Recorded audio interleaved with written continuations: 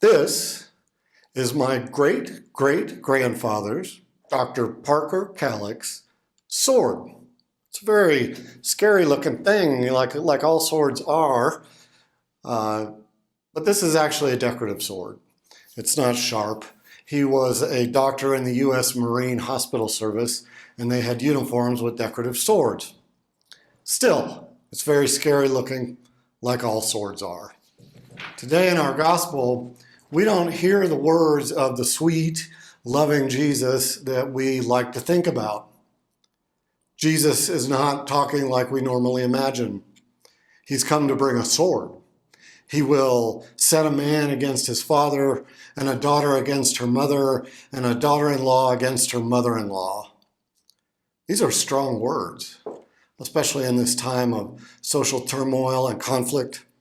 My social media feed is full of people arguing with each other, maybe because they now have time to do so, but I think people are also angry. They certainly have fear and frustration with their governments, and this feeling that the world somehow is not right. And the world just doesn't seem right. This pandemic is exposing the deep flaws in our social and economic systems.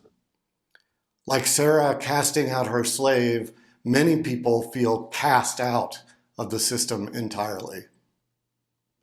The virus affects the poor and people of color worse, much worse than others.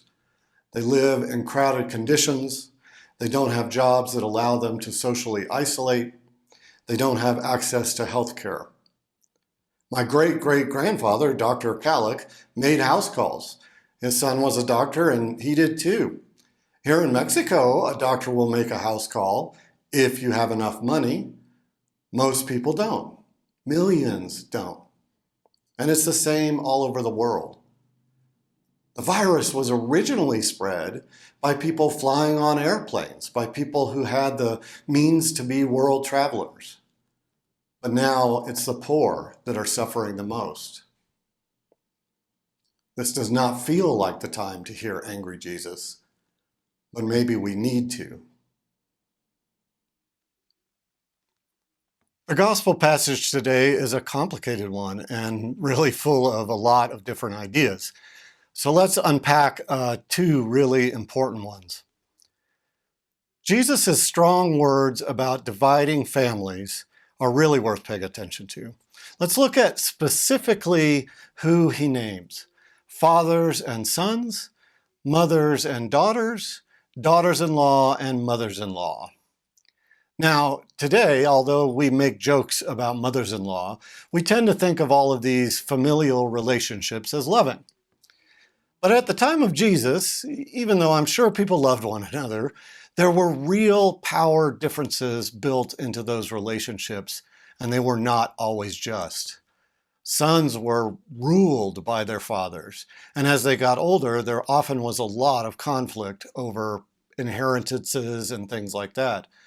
Daughters were ruled by their mother, and then when they married, they moved to their husband's house and were ruled by his mother.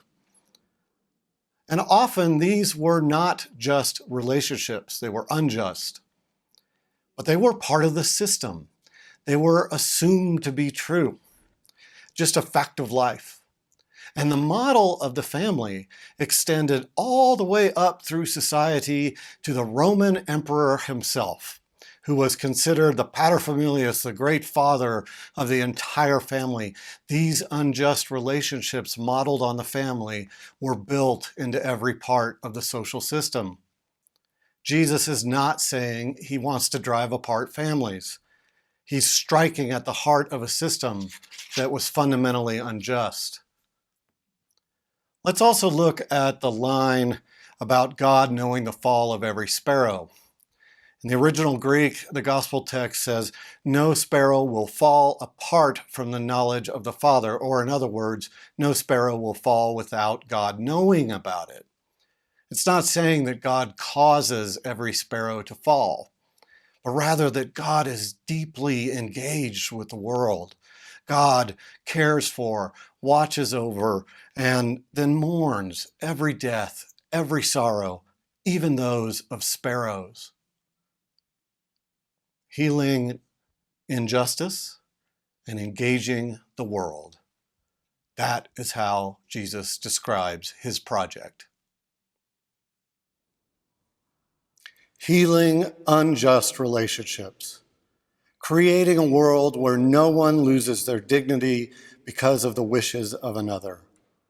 Creating a better system. That's what Jesus was talking about. It is time to start thinking about the system we live in. It is time to start thinking about a better one. One where healthcare reaches all people. One where eliminating poverty comes first, not last. One where we don't have to choose between healing people but devastating their livelihoods, or keeping the rich rich and letting the poor and elderly die. That kind of world where we have to make that choice is sinful. It creates a sword of conflict between the children of God that Jesus wanted to change. And as Paul says, we are dead to sin and alive to God in Christ. That may not have arrived fully yet, but it is now the time to start imagining that, to imagine being alive in Christ, imagine something new. This is not the last pandemic we will experience. Let's be ready for the next one. Now, for most of us, it can be hard to imagine what we can do. Our governments, most of them at least, seem paralyzed. Politics in Mexico is a total mystery to me, but I think most people would agree it is not always just. Our brothers and sisters from Nigeria would say the same about their government. And I'm sure that most of our sisters and brothers from Great Britain feel like things could be better. We feel, though, a bit helpless. But we're not. God is with us, knows everything that is happening, all the way down to the sparrows. God is calling us, inspiring us, creating yearnings in our hearts and minds and souls for the reign of God and the reign to arrive in its fullest form. God will guide us, each of us.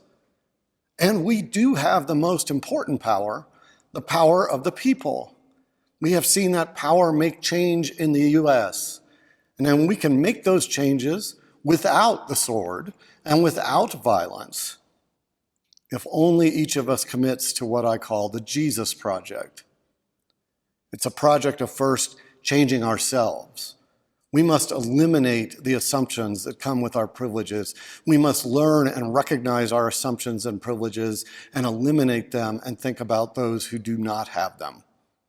We must consider the poor and the marginalized first, always, all the time. Now is the time to join the Jesus Project. Now is the time to ask, what power do we have in our daily lives to change unjust relationships, even if those relationships are just with those who work for or with us? What power do we have in our jobs to make our companies more just in how they treat the environment and people? Can the wealth we produce serve everyone, all of us, the whole world? Now is the time to imagine a new world, a new just world. Pray for that world. It is coming. If only we will listen to the voice of God speaking in all of us.